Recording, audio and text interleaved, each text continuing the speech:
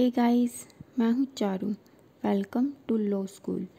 मैं आपको लॉ के टॉपिक्स करवा रही हूँ। आगे बढ़ने से पहले चैनल को सब्सक्राइब जरूर कर लीजिए और बेल आइकन को दबाना ना भूलें। आप हमारा टेलीग्राम चैनल भी ज्वाइन कर सकते हैं, जिसका लिंक मैं आपको डिस्क्रिप्शन बॉक्स में दे दूँगी। गाइस, कॉन्स्टिट्यूशनल लॉ की लास्ट वीडियो में हमने प्रेसिडेंट की कुछ पावर्स के बारे में पढ़ लिया था। अगर आपने अभी तक हमारी प्रीवियस वीडियोस नहीं देखी हैं तो वह भी देख लेना। आगे हैं प्रेसिडेंट की next power to make rules. Constitution ने प्रेसिडेंट को पावर दी है कुछ मैटर्स पर रूल बनाने की। वह है फर्स्ट है यूनियन के सभी एग्जीक्यूटिव एक्शंस प्रेसिडेंट के नाम से ही लिए जाते हैं, इसलिए आर्टिकल 77 क्लोज 2 में प्रेसिडेंट उन इंस्ट्रूमेंट्स और ऑर्डर को ऑथेंटिकेट करने के लिए रूल्स बना सकती है। सेकंड है आर्टिकल 77 क्लोज 3 में प्रेसिडेंट गवर्नमेंट के बिजनेस को कन्वीनियंट ट्रांजैक्शन और मिनिस्टर के बीच बिजनेस को एलोकेट करने के लिए रूल्स बना सकता है। थर्ड है पार्लियामेंट के दोनों हाउसेस के सेक्रेटरियल स्टाफ की अपॉइंटमेंट और उनकी सर्विस की कंडीशंस के रूल बनाने की पावर भी प्रेसिडेंट के हाथों में ही है।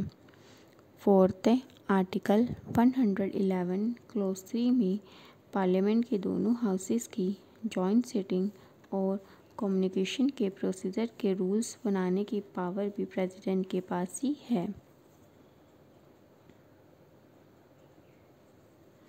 फिफ्थ है आर्टिकल 146 में सुप्रीम कोर्ट के ऑफिसर्स को अपॉइंट करने की पावर प्रेसिडेंट के पास है।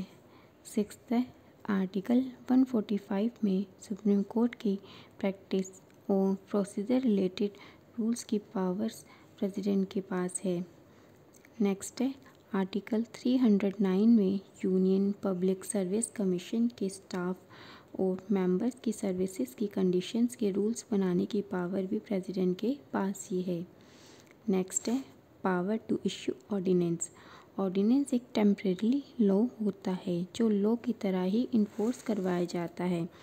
जब पार्लियामेंट के दोनों सेशन हाउस में नहीं हों और कोई इमरजेंसी हो तब प्रेसिडेंट आर्टिकल 123 में ऑर्डिनेंस पास कर सकता है। कोई भी लॉ बनाने के लिए कॉन्स्टिट्यूशन ने एक प्रोसीजर दिया है, जिसके अकॉर्डिंग पहले बिल एक हाउस में पास होएगा, फिर दूसरे हाउस के पास होने के लिए जाएगा और फिर जब वह बिल दोनों हाउसेस में पास हो जाएगा तब वह बिल प्रेसिडेंट के पास उसकी कंसेंट के लिए जाएगा। पर अगर प्रेसिडेंट के दोनों हाउसेस सेशन में नहीं है और किसी लॉ की बहुत ज़रूरत है तब प्रेसिडेंट ऑर्डिनेंस पास करके एक टेम्परेरी लॉ बना सकता है।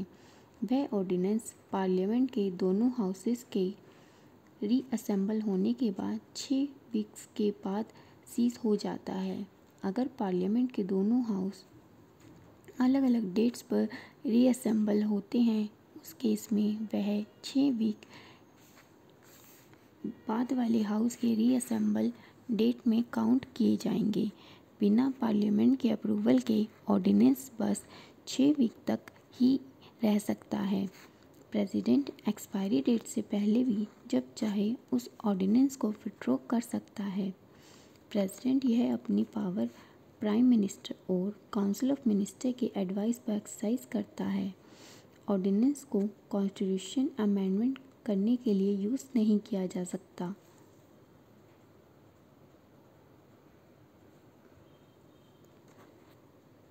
नेक्स्ट है power in relation to state legislation. State legislature के हाउसेस द्वारा पास किए बिल को गवर्नर प्रेसिडेंट के पास रिकंसिडरेशन के लिए भेज सकता है।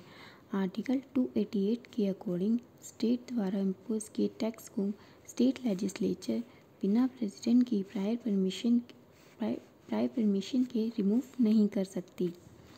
नेक्स्ट है फाइनेंशियल पावर। फाइनेंशियल बिल और मनी बिल को रिकमेंड करने की पावर बस प्रेसिडेंट के हाथों में ही होती है। बिना प्रेसिडेंट के रिकमेंडेशन के फाइनेंशियल बिल और मनी बिल इंट्रोड्यूस नहीं किया जा सकता। प्रेसिडेंट द्वारा हर 5 साल में फाइनेंस कमीशन भी कॉन्स्टिट्यूट किया जाता है। नेक्स्ट है पार्डनिंग पावर। प्रेसिडेंट के पास कॉन्स्टिट्यूशन के आर्टिकल 72 में किसी पर्सन को पार्डन ग्रांट करने की पावर है अगर उसने कोई ऑफेंस यूनियन लॉ के अगेंस्ट किया हो या पनिशमेंट कोर्ट मार्शल द्वारा दी गई हो। प्रेसिडेंट के पास pardon, commutation, remission, respite, reprieve की पावर है। कॉन्स्टिट्यूशन में पार्डन मीन्स कन्विक्टेड पर्सन को पूरी तरह फ्री करना। कम्यूटेशन मीन्स रिग्रेस पनिशमेंट को सिंपल पनिशमेंट में चेंज करना। रेमिशन मीन्स पनिशमेंट का नेचर वही रहेगा पर सेंटेंस का पीरियड कम कर दिया जाएगा। रिस्पाइट मीन्स स्पेशल केसेस के केस में पनिशमेंट को कम करना, फॉर एग्जांपल प्रेग्नेंट वुमेन के केस में। रिप्राइव मीन्स पनिशमेंट को कुछ टाइम के लिए स्टे करना। नेक्स्ट है जुडिशल पावर्स। प्रेसिडेंट के पास पावर है चीफ जस्टिस ऑफ इंडिया, जजेस ऑफ सुप्रीम कोर्ट और हाई कोर्ट को अपॉइंट करने की। इसके अलावा कुछ केसेस में president pardon, reprieve, respite, रेमिशन of punishment भी ग्रांट कर सकता है। वह सुप्रीम कोर्ट की एडवाइस ले सकता है किसी भी क्वेश्चन या फैक्ट के ऊपर। वह एडवाइस प्रेसिडेंट पर बाइंडिंग नहीं होगी। नेक्स्ट है इमरजेंसी प्रोविजंस। आर्टिकल 352। प्रेसिडेंट के पास पावर है इमरजेंसी क्लेम करने की अगर वह सेटिस्फाई हो जाता है कि इंडिया या किसी इंडिया के पार्ट की सिक्योरिटी को खतरा है, वॉर से, एक्सटर्नल एग्रेशन या आर्म रिबेलियन से।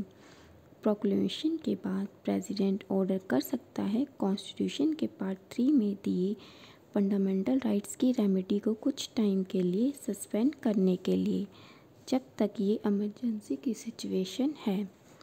आर्टिकल 356 में प्रेसिडेंट प्रोक्लेमेशन डिक्लेयर कर सकता है कि स्टेट की गवर्नमेंट कॉन्स्टिट्यूशन के प्रोविजंस के अकॉर्डिंग काम नहीं कर रही। गाइस आज के लिए इतना ही। अगर आपका कोई क्वेश्चन हो या कोई डाउट हो तो आप कमेंट बॉक्स में पूछ सकते हैं। इंडियन कॉन्स्टिट्यूशन की नेक्स्ट वीडियो में हम कॉन्स्टिट्यूशन लॉ का नेक्स्ट टॉपिक के बारे में पढ़ेंगे। वीडियो अगर अच्छी लगी हो तो लाइक ज़रूर करना और अपने फ्रेंड्स के साथ शेयर करना मत भूलना। Thank you guys.